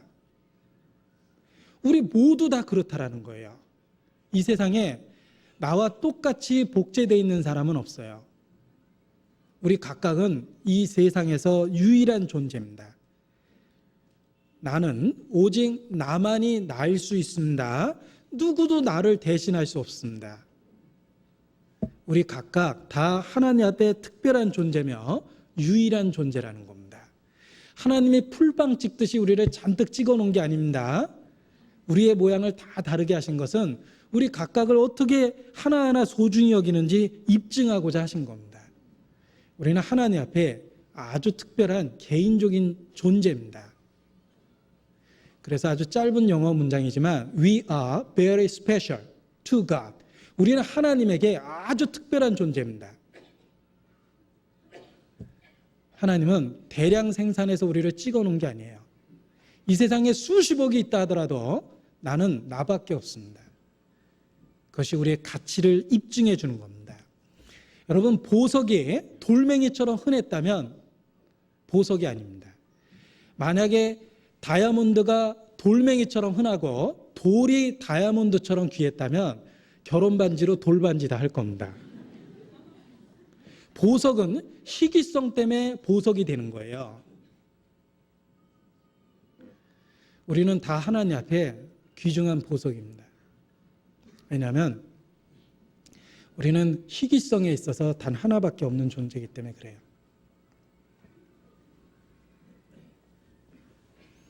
그러한 우리 자신이 하나님 앞에 유일한 존재라는 걸 깨닫게 될 때 우리는 우리 자신의 존귀함을 더욱 깨달을 수 있습니다. 여러분, 싼 거 얘기할 때 개값 됐다 그러는데 개가 딱 한 마리밖에 없다고 해보세요. 그러면 그거는 정말 천연기념물로 보호되며 어마어마한 가치를 갖게 될 겁니다. 우리는 하나님 앞에 단 하나밖에 없는 존재입니다. 어느 누구도 나일 수가 없는 거예요. 부족한 것도 나의 특별한 면이고 좀 모자라는 것도 나의 특별한 면이며 나의 단점조차도 나의 특별한 면입니다. 우리는 어느 누구도 대신할 수 없는 자신의 모습을 갖고 있습니다. 때로는 다른 사람과 비교해서 열등감을 갖기도 하지만 그 열등감을 갖고 있는 그 모습 자체도 아주 내게 특별한 겁니다. 그 자신, 우리 자신은 다 하나님 앞에 아주 특별하며 유일한 존재라는 거예요. 그래서 값어치가 있는 겁니다. 이스라엘의 12지파를 상징하는 보석이 있습니다. 12보석이죠. 재미난 건 똑같은 보석이 하나도 없어요. 뭐 홍보석, 남보석 뭐 이런 다양한 보석인데 그 보석은 똑같은 이름이 하나도 없고 똑같은 종류가 없습니다. 우리 모두가 하나님 앞에 그렇게 각각 특별한 존재라는 걸 그 보석으로 설명을 해준 겁니다. 우리는 유일한 존재이기 때문에 우리 자신을 특별하고 귀하게 여겨야 돼요. 뿐만 아니라 지금도 하나님이 늘 관심을 갖고 함께 하실 만큼 우리는 귀한 존재입니다. 보라, 내가 세상 끝날까지 너희를 떠나지 아니하리라. 내가 너희와 항상 함께하리라. 내가 고아와 같이 너희를 버려두지 아니하리라. 우리에게 약속해 주셨습니다. 하나님이 늘 함께하는 존재입니다. 저희 천사들이 아버지 보좌 앞에서 항상 배움나이다. 우리에게 수호 천사가 있다는 뜻이죠. 하나님은 천사들을 통해서 우리를 지키시고 나의 안고 일어섬을 아시며 나의 머리카락도 세일 정도로 나에 대한 세밀한 관심을 갖고 있습니다. 그만큼 우리는 하나님 앞에 특별한 대우를 받고 있는 존재라는 걸 알아야 됩니다. 주의 사자들이 저희를 둘러 진치며 보호한다고 되어 있습니다. 둘러 진친다고 그랬죠? 우리를 삥 둘러서 호위하고 있다는 거예요. 그리스도 안에서 우리는 보호를 받고 있습니다. 내가 너희의 앞서 행할 것이며 내 뒤에도 내가 너를 따르리라. 내가 너를 지키리라. 내가 너를 보호하리라. 여러 말씀을 통해서 우리에게 확신을 해주고 계십니다. 확신시켜주고 계십니다. 귀한 자식을 손에서 내려놓을 틈도 없이 안고 키운다라는 말을 합니다. 그래서 정말 품에서 내려놓았을 때가 별로 없을 만큼 내가 너를 안고 키웠다라는 그런 표현을 쓰는데 하나님이 항상 우리를 그렇게 안고 계십니다. 우리는 그와 같이 하나님의 놀라운 관심과 사랑을 지금도 받고 있는 귀중한 존재라는 겁니다. 신명기 1장입니다. 신명기 1장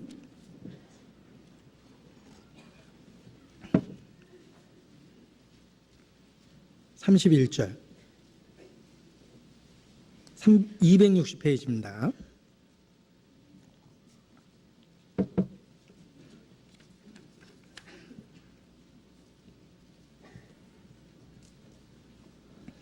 (31절) 33절까지 같이 읽겠습니다. 광야에서도 너희가 당하였거니와 사람이 자기 아들을 아는 같이 너희 하나님 여호와께서 너희의 행로 중에 너희를 아느사 이곳까지 이르게 하셨느니라. 하나 이 일에 너희가 너희 하나님 여호와를 믿지 아니하였도다. 그는 너희 앞서 행하시며 장막 칠 곳을 찾으시고 밤에는 불로 낮에는 구름으로 너희의 행할 길을 지시하신 자니라.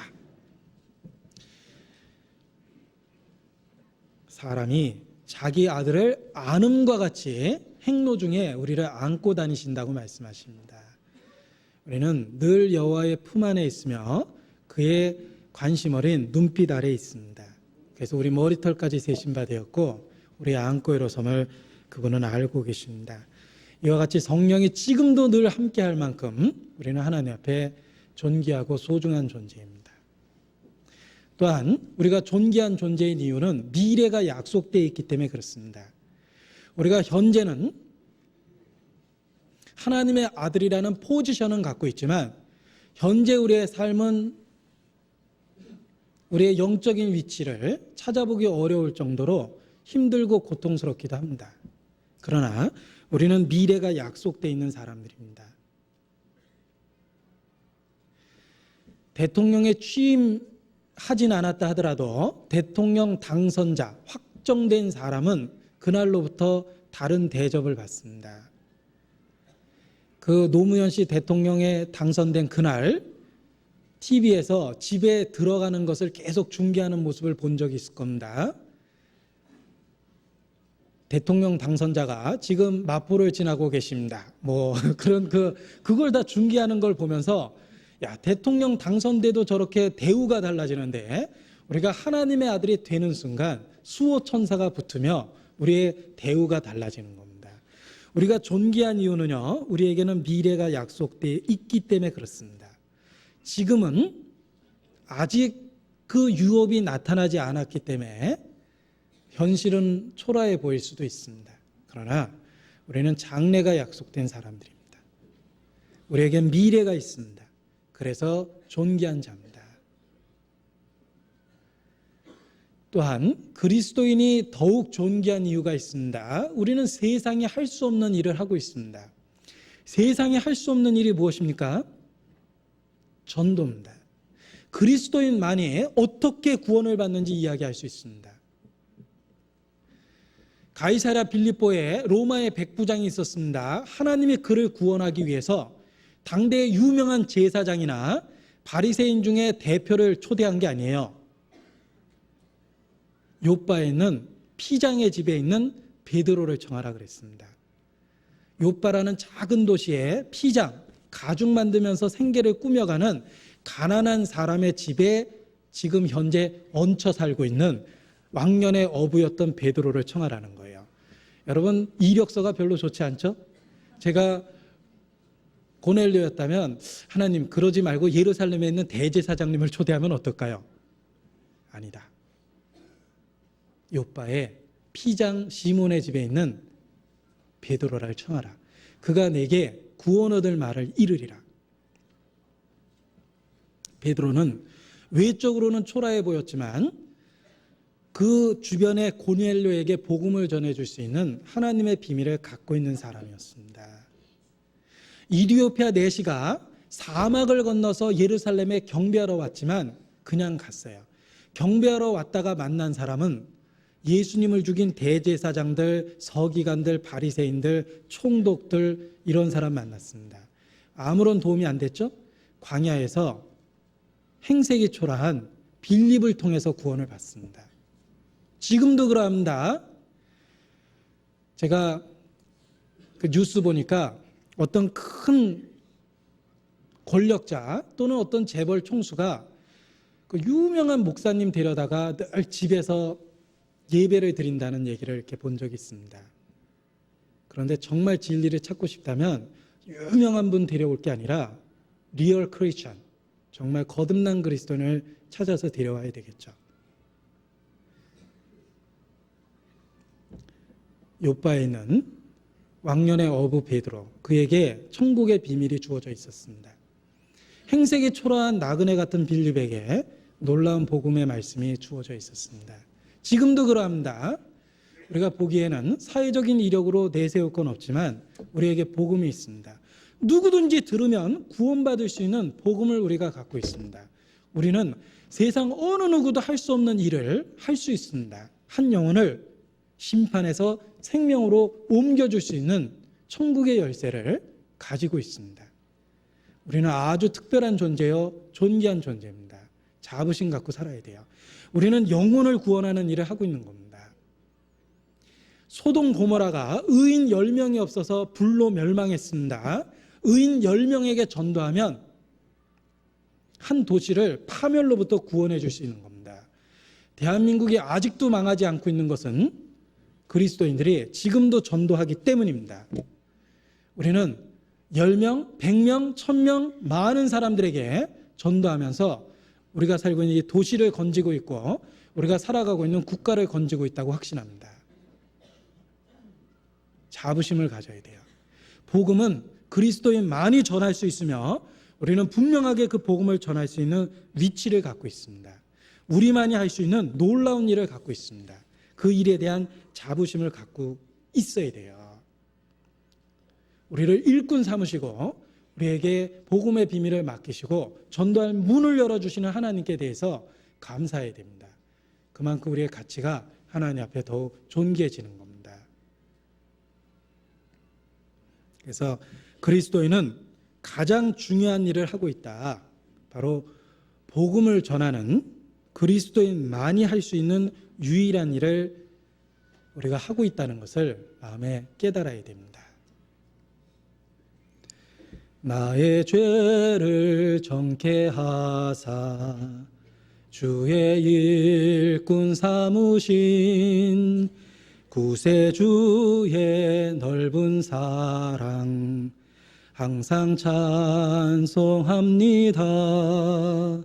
나를 일꾼 삼으신 주 크신 능력 주시어 언제든지 주 뜻대로 사용하여 줍소서.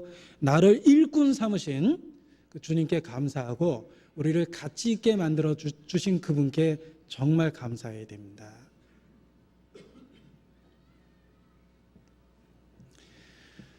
바울은 자기를 써주시는 하나님의 은혜에 대해서 늘 감격해 했습니다. 우리도 우리 시대에 우리 교회를 통해서 복음을 전하는 하나님에 대해서 정말 감사를 드려야 됩니다. 우리에게 끊임없이 전도의 문이 열리고 있다는 것, 하나님께 감사 찬양을 드려야 될 제목입니다.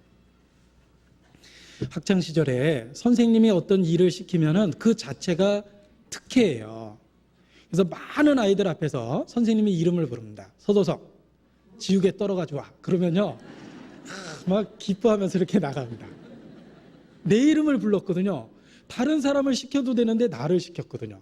그래가지고 수업 시간에 나가서 지우개 떨 때 얼마나 흐뭇합니까? 그거는요 그 자체가 은혜예요. 실제로는 그 교실에서 벌어지는 선생님의 특별한 은혜입니다.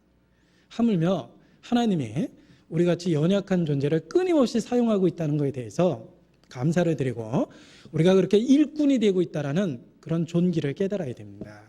우리는 아주 특별한 존재임에 틀림이 없습니다. 만약 하나님이 우리를 써주지 않았다면 우리 인생 자체가 헛되게 되는 겁니다. 아무 의미가 없는 거죠. 헛되다. 우리 인생을 요약해버리면 그렇게 되어버릴 겁니다. 여러분 교회 내에 봉사가 없고 우리에게 일이 없었다면 1년을 한번 평가해 보세요. 먹다, 일하다, 뭐 그런 그 동사로만 요약이 될 겁니다. 뭐 성철스님처럼 괜히 왔다 간다, 뭐 이렇게 그렇게 자기 인생을 요약하게 되거나 아니면 유행가 가사처럼 난 참 바보처럼 살았군요, 뭐 이렇게 자기 인생을 요약하게 될 겁니다. 그러나 하나님은 지금도 우리를 사랑하셔서 우리의 인생을 가치 있고 의미 있게 만들어주고 계십니다. 우리의 가치를 더 있게 만들어주고 계십니다. 하나님은 우리를 존귀케 하셨습니다. 그 존귀케 하신 그 하나님의 은혜는 우리의 또 하나의 찬송의 제목입니다. 그러한 하나님의 그 은혜에 대해서 우리가 깨닫지 못하고 무관심하고 냉랭하다면 그 정말 그 마음이 죽은 겁니다. 그 하나님의 사랑을 묵상하면서 우리 마음이 차가울 수 있다면 그건 정말 영혼이 죽어 있는 거라고 생각합니다. 주님은 우리의 마음을 변화시키기에 충분할 정도의 사랑을 주셨습니다. 보라, 주께서 어떠한 사랑을 우리에게 주사 하나님의 자녀라 일컬음을 얻게 하셨는고. 하나님은 그 놀라운 사랑으로 우리의 가치를 높게 하셨습니다. 자기가 얼마나 존귀한 존재인지 더욱 깨달아야 됩니다. 우리의 자신의 가치를 알았다면 그 가치가 더 높아질 수 있도록 우리의 가치를 개발하고 발전시키는 게 필요합니다. 우리의 값어치는 고정되어 있는 게 아니에요. 하나님은 우리를 날로 더욱 성장시키시며 그리스도를 닮게 하십니다. 우리의 값어치는 상승세를 갖고 있고 점점 귀하게 되고 있는 겁니다. 그래서 자신의 그 가치를 더 개발하고 높이기 위해서 부족한 걸 보충하고 단점을 고쳐나가는 게 필요합니다. 그래서 성경은 단지 구원에 대한 이야기뿐만 아니라 우리의 삶에 변화를 줄 수 있는 끊임없는 여러 가지 권면으로 이루어져 있습니다. 그래서 그 권면을 받고 단점을 고치고 과거를 수정하면서 더 자기 개발에 힘써야 되겠습니다. 우리에게 실패가 있습니다. 정말 다시는 기억하고 싶지 않은 넘어졌던 기억들이 있고 우리의 삶 속에서 있어서는 안 될 일들이 있었던 적도 있습니다. 그러나 중요한 건 우리가 하나님의 은혜를 힘입어 과거를 딛고 지금도 앞으로 나아가고 있다는 겁니다. 그래서 failing forward라는 그 영어 단어를 씁니다. failing, 실패는 하지만 forward, 앞으로 나아가는 겁니다. 넘어지지만 앞으로 나아가는 겁니다. 우리의 삶이 그렇게 돼야 됩니다. 그래서 우리에게 주신 가치를 더욱 깨닫고 그 가치를 개발할 때 그 과거를 딛고 실패를 딛고 일어나서 더 나아갈 수 있습니다. 그리고 또한 하나님 앞에 우리의 존귀를 깨달았다면 다른 사람도 얼마나 귀한 존재인지를 또한 알아야 됩니다. 우리 자신이 그렇게 존귀하다면 내 주변에 있는 이루어진 영혼을 한번 보십시오. 그들도 하나님 앞에 그렇게 존귀한 존재입니다. 그들을 위해서 내 모든 인생이 허비된다 하더라도, 단 하나의 영혼을 건진다 하더라도 그건 남는 장사임에 틀림없습니다. 그래서 자신의 존귀함을 확실히 깨달은 사람만이 다른 사람의 존귀함을 알게 되며 전도할 수 있게 됩니다. 우리가 주님의 사랑을 새롭게 발견하고 자신의 존귀함을 더욱 발견했다면 그 사랑과 그 깨달음을 통해서 다른 사람을 살펴봐야 됩니다. 오늘 설교하고 아주 맞는 그런 그 복음성가를 하나 발견을 했습니다. 감사해요. 깨닫지 못했었는데 내가 얼마나 소중한 존재라는 것, 태초부터 지금까지 하나님의 사랑이 항상 날 향하고 있었다는 것, 고마워요.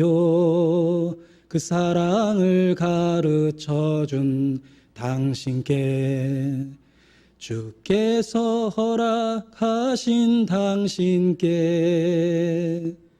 그런 그 찬송이 있는데요, 제가 자신 있으면 끝까지 불렀을 거예요. 그런데 아무튼 그 찬송의 가사가 오늘 드리려고 했던 말씀하고 너무 맞았어요. 내가 얼마나 소중한 존재라는 걸 알게 되었다면 이제 그 사랑을 또 다른 사람에게 전하는 것이 필요합니다. 하나님이 나를 존귀하게 여겨주셨다면 이제 내가 다른 영혼을 존귀하게 여기는 게 필요합니다. 그가 우리를 위하여 목숨을 버리셨으니 우리가 이로써 하나님의 사랑을 알고 우리도 형제들을 위하여 목숨을 버림이 마땅하도다. 내가 너희를 사랑한 것 같이 너희도 서로 사랑하라. 우리가 하나님의 사랑을 발견할수록 존귀를 깨달을수록 더욱 그와 같이 내 주변을 돌아보는 것이 마땅합니다. 기도하시겠습니다. 아버지 하나님, 우리 각각을 귀하게 여겨주시고 친히 구원하여 주심을 더욱 주님께 감사를 드립니다. 이제 주님께서 주신 존귀에 합당하게 생활할 수 있도록 주관하여 주시고 더욱 변화시켜 주시옵소서. 우리의 일상의 언행을 통하여 하나님의 영광이 나타나고 이뤄진 영혼들이 변화받고 주께 돌아오기를 진심으로 바라고 원합니다. 주여, 결코 부끄럽지 않도록 우리의 삶을 지켜주시고 주님을 영광 중에 찬양 중에 만날 수 있도록 도와주시옵소서. 주님만 바라보고 주님만 의지합니다. 우리 마음의 변화를 주시고 더욱 올바른 길로 인도하여 주시옵소서. 우리를 훈계하시고 주목하고 이끌어 주시기를 간절히 기도합니다. 10월 20일부터 있는 집회에도 주님 함께하여 주셔서 이번에 많은 영혼 참석하여 변화될 수 있도록 주관하시고 도와주시기를 간절한 마음으로 기도합니다.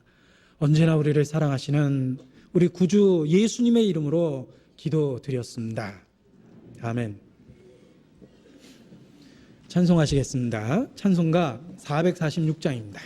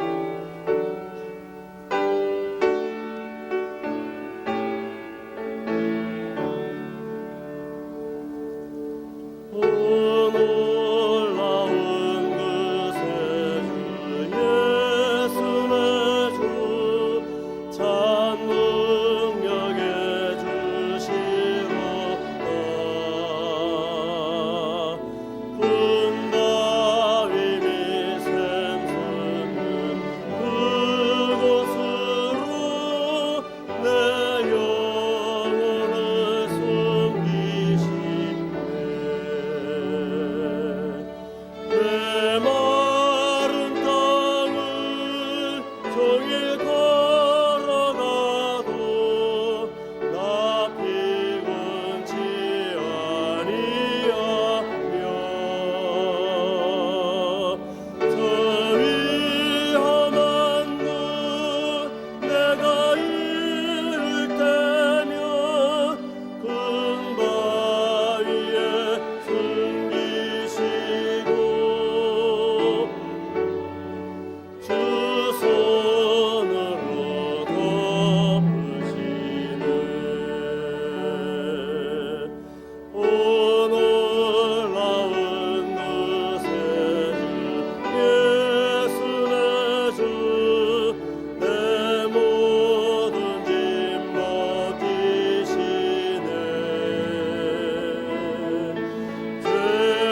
죄악에서 날 끌어올리시며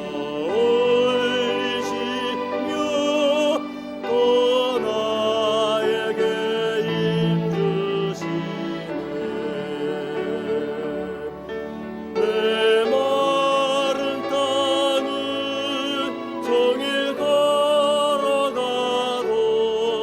나 피곤치 아니하며 저 위험한 곳 내가 이를 때면 큰 바위에 숨기시고 주 손으로 덮으시네. 증량 못할 은혜로 채우시며 내 성령에 감아주사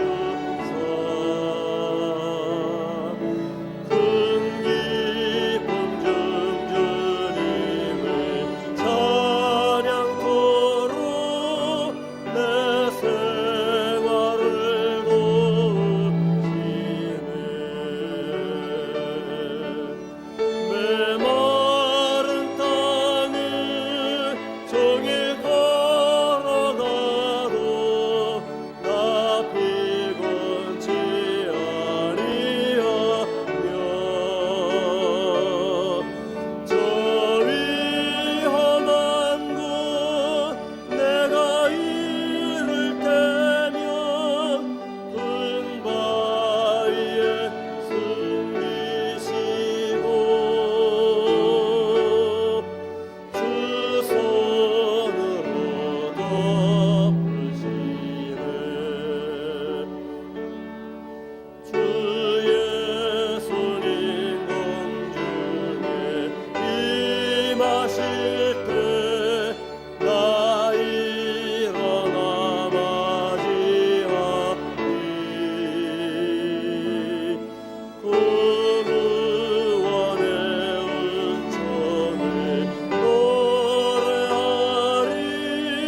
저 천군과 천사 함께 메마른 땅을 종일 걸어가도 나 피곤치 아니하며 저 위험한 곳 내가 이를 때면 큰 바위에 숨기시고 주 손으로 덮으시네.